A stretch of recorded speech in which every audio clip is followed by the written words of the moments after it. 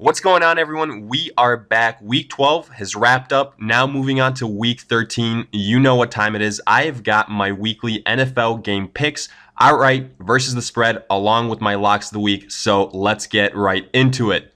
We kick it off on Thursday Night Football with the New Orleans Saints at the Dallas Cowboys. Both these teams coming off divisional victories on Thanksgiving Day. The Saints 10-1 after beating the Atlanta Falcons. Huge game for them. Their defense really stepped up and they were able to get the victory. While the Dallas Cowboys, they are 6-5 after getting that victory versus the Redskins, where Zeke and Amari Cooper had huge days.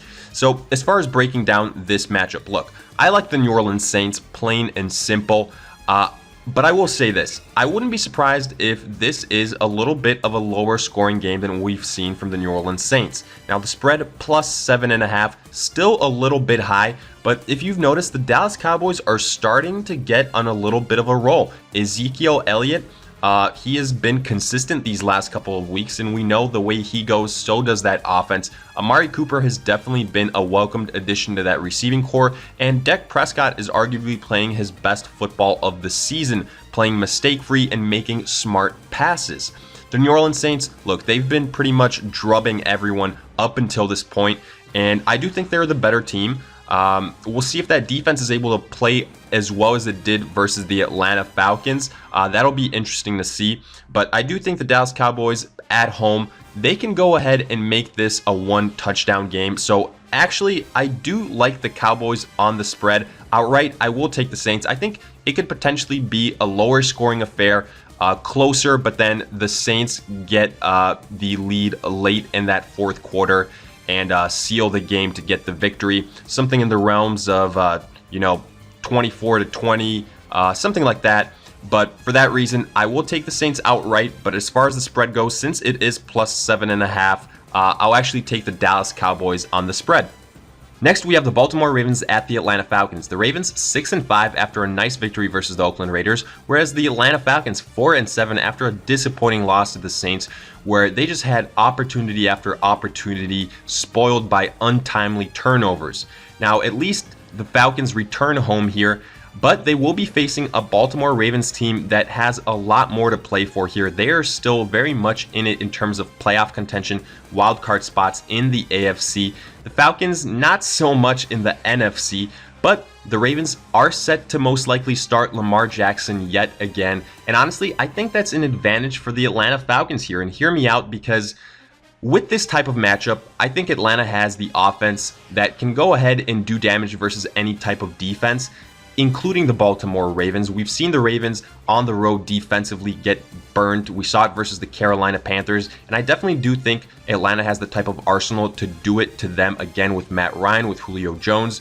We know the names on that offense, and I really do think Atlanta can go ahead, put up between 20 and 30 points, and if the Ravens find themselves trailing in this game, I just don't have that much faith in Lamar Jackson and his arm to go ahead and lead a comeback. Now, don't get me wrong, I still like Lamar Jackson's game because I do think he will have success rushing the football. It's been part of his arsenal these last 2 weeks, less so this last week as we expected compared to his first start, but versus the Atlanta defense that has been injury prone all year, I would expect some big plays, but ultimately I just have more faith in Matt Ryan at home to get this victory. I do think it'll be close because of that Atlanta defense, but I will take Matt Ryan and the Falcons to win this game outright. A little bit of an upset here. The Falcons plus 1.5 on the spread. Since I like them outright, I'll take them on the spread as well. Moving on, we have got the Buffalo Bills at the Miami Dolphins, AFC divisional clash.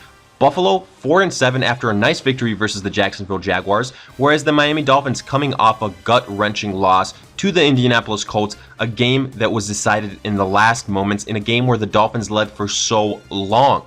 But regardless of that, this matchup actually does have similarities, and it starts with the quarterbacks that returned last week, both starters for their respective teams, and both provided a nice spark offensively to both squads. Now, with the Buffalo Bills, Josh Allen, I've been saying it since the start of the year, I do think he is the best quarterback the Bills have, and we've seen some guys that kind of came out of nowhere for Buffalo these last couple of weeks make big plays. Now, the limitation that I do think the Bills have are they are so big play dependent. I just don't think Josh Allen is going to be the kind of quarterback to go out and successfully throw it for 30 times in a game. I do think Ryan Tannehill has the advantage in that category. Now, by no means are either of these quarterbacks elite, but in my opinion, I just do think Ryan Tannehill has the edge over Josh Allen. And ultimately, I think that's what this game comes down to. I'm going to go ahead and say the Dolphins get this victory at home. They had a nice defensive effort versus the Colts, all things considered, at least for the majority of that game. Let's see if that carries on. I think this will probably be a lower scoring game. I wouldn't be surprised if it's close. Ultimately, I do like the Dolphins, however. I like them outright to go ahead and squeak out a victory. The spread, plus 5.5, that's mediocre. But I do think this will be a closer scoring game between 3, 4, 5 points, something in that neighborhood. It is a divisional game. Don't forget that fact as well. And for that reason, I will go ahead and take the Buffalo Bills on the spread. We've seen both of these offenses struggle from time to time, so it wouldn't surprise me if the Bills make this game closer than it should be. Continuing on, we've got the Chicago Bears at the New York Giants. The Bears 8-3 after beating the Detroit Lions, and no Mitchell Trubisky, no problem for them. Whereas the New York Giants 3-8 after losing to the Philadelphia Eagles, a game that they should have won, but completely abandoned everything that worked in that second half. Saquon Barkley didn't get enough action at all, and starting with this matchup here, we have to look at the quarterback situation again of the Bears, because reports are Trubisky will miss this game, which means start number 2 for Chase Daniel. And we saw him have some success last week. Look, it wasn't pretty, but it didn't have to be, because that defense stepped up, forced turnovers, and I think it can do the same again versus the New York Giants. An offense that is turnover prone from time to time, and their best chance in this game will be to feature those stud players. We said that last week versus the Philadelphia Eagles, and wouldn't you know it, it was working when it was being executed in the first half, but then once it was abandoned, well, that's all she wrote. So I do think potentially this game can be close because of what those superstars for that Giants offense can do. They can take over a game, but even though individually they are good, as a whole, that team struggles for the New York Giants, and I think that's what this game will come down to, because that offensive line of the Giants, I think it's not going to do Eli Manning any favors. We know Manning isn't a mobile quarterback, and I do think that front of the Bears will get after him. Khalil Mack, I think he should have an absolute field day, and I wouldn't be surprised if a couple of interceptions are thrown, a couple of fumbles are thrown. I think the Bears defense will have a really nice performance here.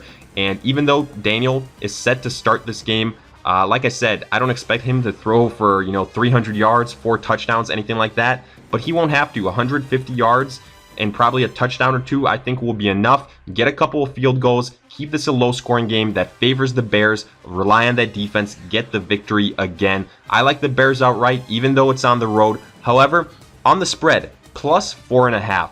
And I have a sneaky suspicion the Giants are going to make the Bears sweat it out here. As comfortable as I do feel going with the Bears outright, I think the Giants will make this about a field goal type of game. I think they can likely get some garbage time points late in the fourth quarter. And that's why I think they end up covering the spread on their end. Next, we have the Denver Broncos at the Cincinnati Bengals. Both these teams are 5-6, but got here in different ways. The Broncos, in probably what was their best victory of the season, taking down the Pittsburgh Steelers. They had a great defensive effort. Philip Lindsay had a great game, and Case Keenum did a good job of making plays when he was needed. Whereas the Cincinnati Bengals, coming off that divisional loss to the Cleveland Browns, and honestly, that defense, again, just couldn't hold up. Before they knew it, the Bengals were down big, and it didn't help that Andy Dalton went ahead, got injured. He will be on IR for the remainder of the season. That means insert Jeff Driscoll, and he provided a little bit of a spark, but ultimately it wasn't enough. And I do think we're going to see the same issue with the Bengals continue on for the rest of the season, and that is a defense that just can't hold up with other teams.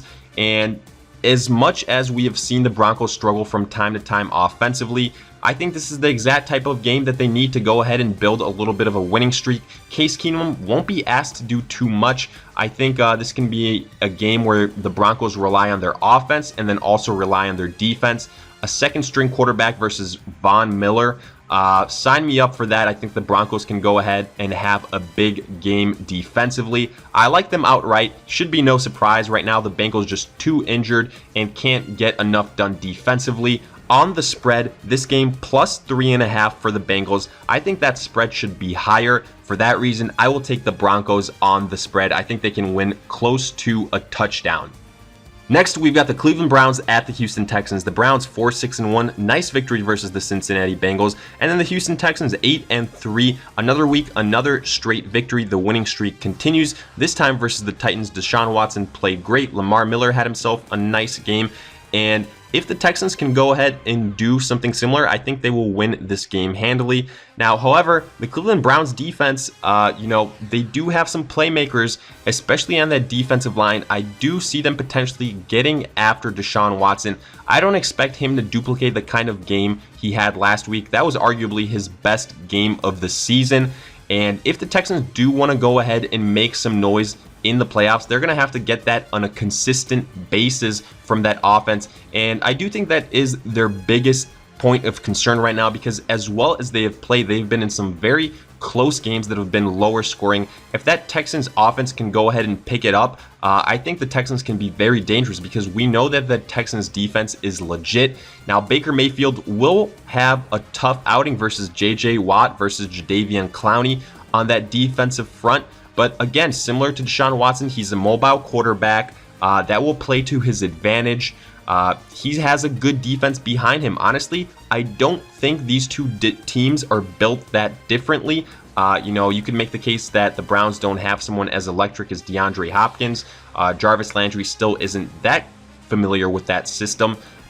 So for that reason, I actually like this game to be a little bit lower scoring. I think we're going to see some very similar things from both of these squads. I think we're going to see a lot of quarterback runs. I think we're going to see some nice defensive plays. But ultimately, the better and more experienced team led by the more seasoned quarterback should win this game. That is the Houston Texans. I like them to keep rolling. I like them outright at home, especially. The spread here is -6.5. The Texans are favored. I'll actually go ahead and take the under. I think the Browns can make this a tight game. I think it'll be between 4 and 5 points. So I like the Browns on the spread. Continuing on, we've got the LA Rams at the Detroit Lions. The Rams 10-1 coming off of the bye week faced the Lions, who were 4-7 and couldn't get it done on Thanksgiving versus the Chicago Bears. Mitchell Trubisky wasn't there, but obviously the Detroit Lions needed more than that to go in their favor to go ahead and get the victory. Right now, they just have too many injuries. Guess what? Marvin Jones also just got placed on injured reserve. That means another big playmaker isn't returning for them. So Theo Riddick will continue to have a big role in this offense. As far as I know, Kerryon Johnson likely will not be playing in this game either. So Matthew Stafford is going to be very limited here. And that spells trouble, because the Rams are going to go ahead, and even though it's on the road, I think they're going to have an offensive explosion. We've seen it all year long. They can go ahead and absolutely blow you out of the building. And honestly, more than anything, I'm scared that before we know it, this game is 30-0, and Matthew Stafford is getting benched in the third or early parts of the fourth quarter, because the Lions just don't want him to go out there and get injured. I think that's a very real possibility here, folks. I think this game, after a couple passing touchdowns, will then get turned over to Todd Gurley. It wouldn't surprise me if the Rams, at some point in the fourth quarter, are sitting their starters. I think it'll be that kind of performance from the Rams. The Lions, they have a couple of wins, but ultimately I think they're a subpar team this season. I think they're the fourth best team in the NFC North, and I think they will be another victim for the LA Rams. Give me the Rams on the road to win this game outright. The spread plus 9.5. I'll take the over. I think the Rams can go ahead, win this game by double digits. Next, we've got the Arizona Cardinals at the Green Bay Packers. The Cardinals 2-9 after that blowout loss versus the LA Chargers. And then we have the Green Bay Packers also coming off of a loss, 4-6-1 versus the divisional Minnesota Vikings, a game that they desperately needed but ultimately came up short in. And man, that Mike McCarthy and Aaron Rodgers marriage is getting really interesting, and it sure seems like that at the end of the season, those two will be getting a divorce. But at least at this point in time, they are still trying to make it work. And look, even though there's a lot of drama there offensively for the Packers, even though right now it sure looks like they won't be making the playoffs unless they run the table the remainder of the season, they're still the better team here, folks. Aaron Rodgers and Devontae Adams should have a field day versus the Arizona Cardinals. I think that defense will be able to do enough things. And honestly, I don't think they'll have to worry about David Johnson too much, because the way I see it, I think the Packers go up big pretty fast, and then ultimately that defense will just have to protect against the pass in Josh Rosen. I think that Green Bay defense will have success here. Josh Rosen at Lambeau Field. Give me the Packers to win this game outright. The spread definitely reflects that here, folks. Minus 14.5. But honestly, the way the Cardinals have been getting blown out on the road, and Lambeau Field, not an easy place to play in. The Packers right now pissed off coming off that Minnesota loss. I think they can go ahead and absolutely cover the spread. I think they can win by 15 points. I like them outright, and I like them on the spread as well in Lambeau Field. Continuing on, we have got the Indianapolis Colts at the Jacksonville Jaguars, AFC divisional clash. The Colts 6-5. A hell of a way to come back versus the Miami Dolphins and get that game-winning field goal to seal the deal. Whereas the Jacksonville Jaguars, they were in a tight loss. They are now 3-8 after falling to the Buffalo Bills. And things don't get easier for them after Leonard Fournette was ejected in that game. Won't be playing here in Week 13. And we have seen it all year. In the games where Leonard Fournette doesn't play, that Jaguars offense just isn't the same. In these last couple of games where he had been back, you know, the Jaguars were competitive. We had seen some nice things from them offensively. And on top of all of this, Blake Bortles getting benched. I don't think that's going to be doing any favors for that Jaguars offense. On top of all of that, as bad as the Colts defense has been, even though this is a road game, I still think they'll make several plays versus this Jaguars offense that is completely decimated right now. And with all those things, even though Jack Doyle was lost for the season, you know, that'll be a hit considering how much Andrew Luck likes to go to his tight ends. But he's still got Eric Ebron. He's still got T.Y. Hilton. Marlon Mack, whether he plays or doesn't in this game, I will still take the Indianapolis Colts to go to Jacksonville, get this victory. It was only a couple weeks ago where they absolutely put it on them. I think they can do the same. I, if anything, think that Colts defense can go ahead and help them more so this week. I'll take the Colts on the road to get this victory outright on the spread, plus 3.5 for the Jaguars. With all those offensive pieces missing for them, I will take the Colts on the spread as well. Next, switching gear to an NFC divisional matchup, we've got the Carolina Panthers at the Tampa Bay Buccaneers. The Panthers 6-5 after losing a shootout versus the Seattle Seahawks. Another game-winning or game-losing field goal, depending on how you want to look at it. And then the Tampa Bay Buccaneers 4-7, coming off a pretty good victory versus the San Francisco 49ers. Jameis Winston was able to do enough. He actually looked pretty good, and now he gets a favorable matchup at home versus the Carolina Panthers, a defense that has been getting torched as of late, a defense that was torched the first time these two teams played. Now, even though that was by Ryan Fitzpatrick, no matter, I still think Jameis Winston can do some similar things. I see a big game here for guys like Cameron Brate, for guys like Mike Evans, and for Humphreys. You know, I've been saying it all year, this defense of the Panthers is overrated, especially in the secondary, and it goes however Cam Newton goes. If he struggles early, and if the Panthers don't capitalize on the opportunities they have, then this will be a long game for the Panthers. Now, even though the Panthers are in a bit of a losing streak here, as a matter of fact, 3-game losing streak dating back to that Steelers matchup, I like them to get back in the win column here. Even though it's a divisional game, I think they can get the victory. I think right now they are the more balanced team. I actually think it'll be a very high-scoring game, but similar to the first time they played, I think they just have more plays in them. I think they have the better defense, even though it has its own holes. To me, they just have more playmakers defensively, and Jameis Winston, even though I expect him to have a big game offensively, I think ultimately the Panthers win by at least a touchdown. On the spread, plus 3.5 are the Buccaneers. Like I said, I think Panthers get the victory by at least a touchdown, so I like them outright and on the spread. Continuing on, we have got the New York Jets at the Tennessee Titans. The Jets 3-8 coming off a loss versus the New England Patriots, and then the Tennessee Titans 5-6 coming off their own divisional loss to the Houston Texans on Monday night. Now, with this matchup, I think it comes down to quarterback play as it usually does in this league, but more so on the side of the New York Jets because who will play? Will it be Josh McCown or Sam Darnold? Honestly, I like the Jets' chances of making this a close game better if McCown plays because I just think he brings more balance to that offense. We've seen how much Sam Darnold struggles on the road. The Jets have been part of some major blowouts this season, and I just think Josh McCown, a better game manager, he really helps the Jets play more so up to the level of their competition, at least as much as they can. But ultimately, I don't think that will be enough in this game. Now, the Tennessee Titans, by no accounts do they blow out opposing teams, but with Marcus Mariota seemingly more healthy than what the Jets can go ahead and produce with what he can do on the ground and with some of the offensive weapons he has, I'd go ahead and take the Titans. They're at home. I don't think this will be a high-scoring game. I think it'll be closer than people expect.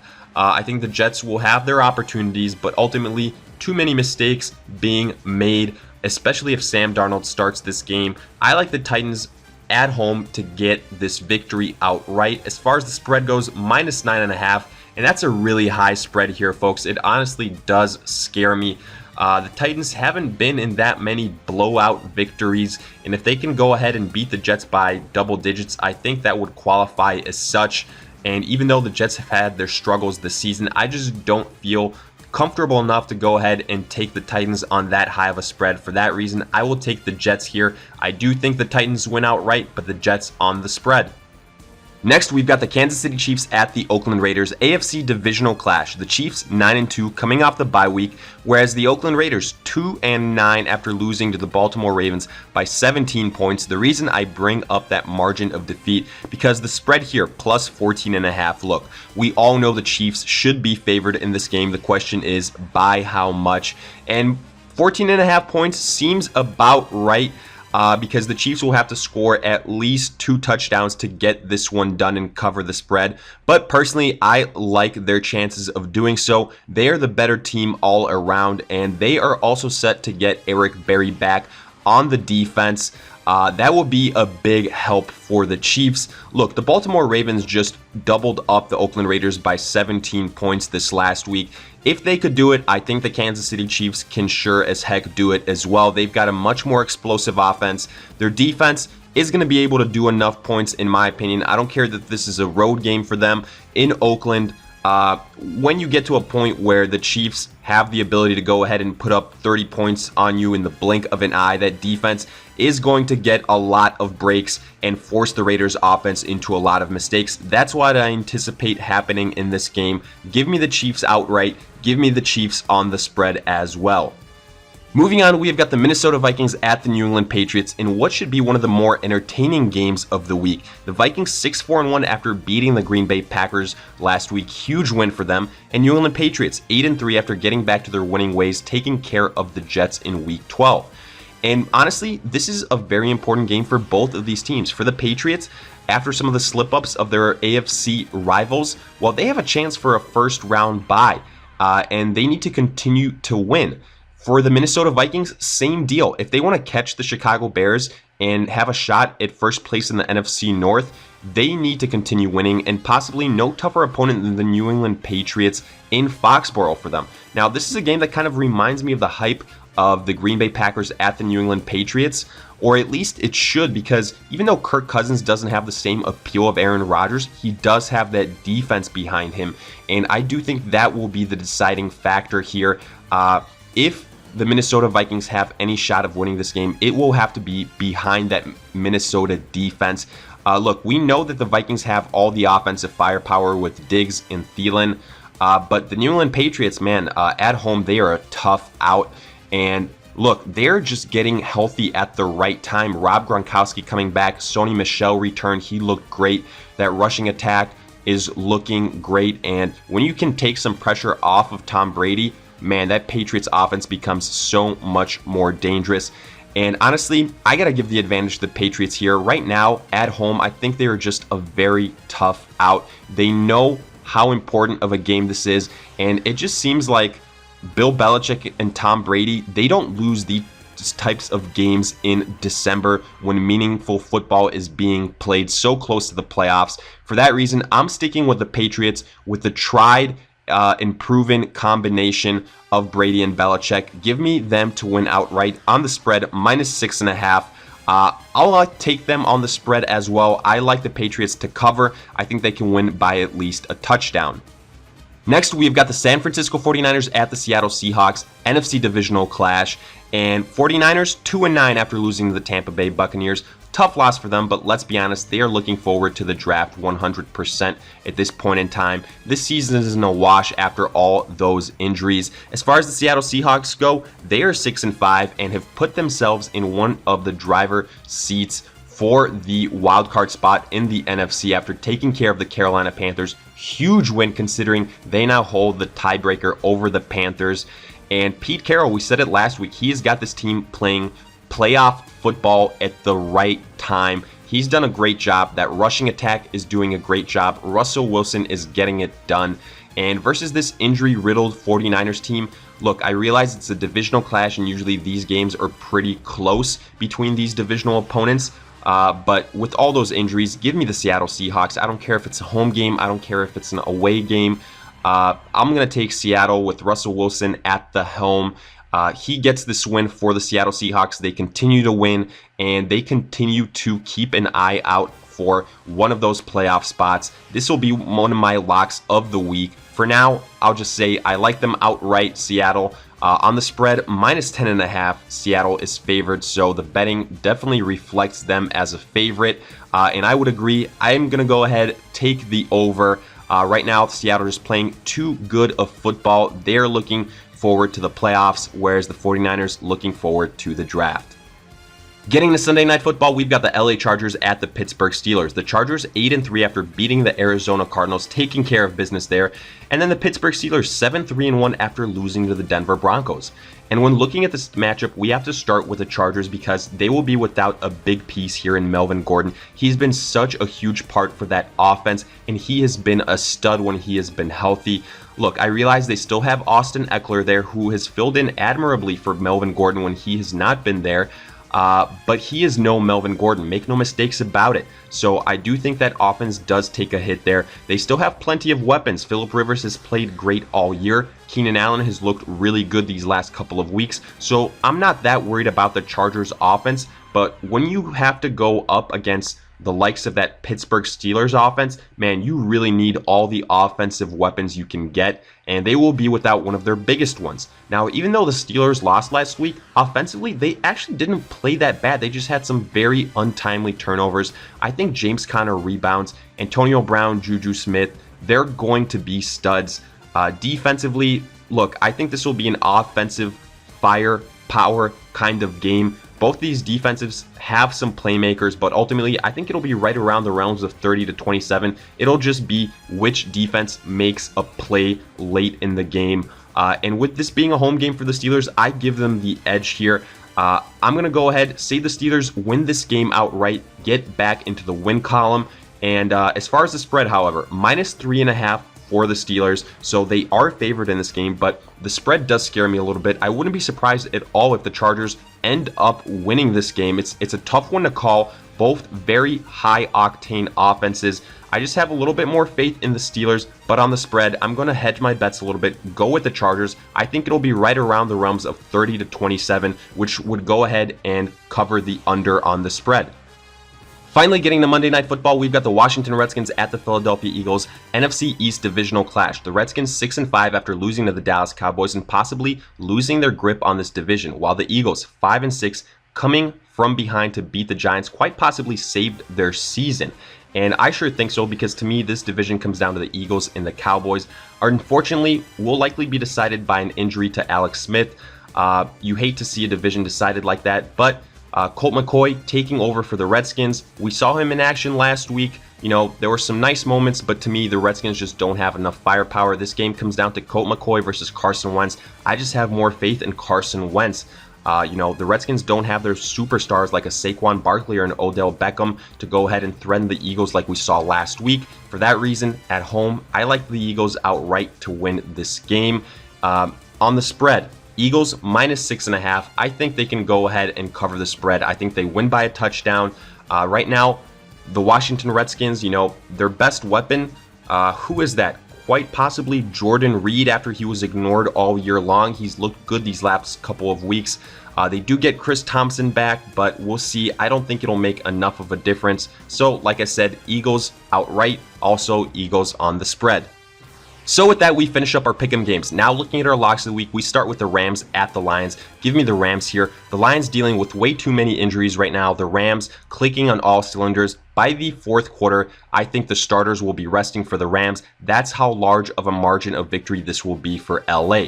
Then Arizona at Green Bay. Give me the Packers at Lambeau Field versus opposing quarterbacks. On top of that, versus rookie quarterbacks, versus offenses that are just struggling incredibly. The Green Bay Packers should win this game easily. As dysfunctional as they have been, they still get the W here. Then Kansas City at Oakland. Simply put, even though this is a divisional game, the Chiefs right now are just one of the best teams in the NFL. Offensively, they have so much firepower, they can beat you in a plethora of ways. I like the Chiefs to win this game. Oakland continues its losing streak. And then finally, San Francisco at the Seattle Seahawks. Give me the Seattle Seahawks right now. Similar situation to Kansas City versus Oakland, but Seattle has a home game here, so even more so in their favor. Seattle continues their winning streak. They continue their eye on the playoffs. Seattle wins this game.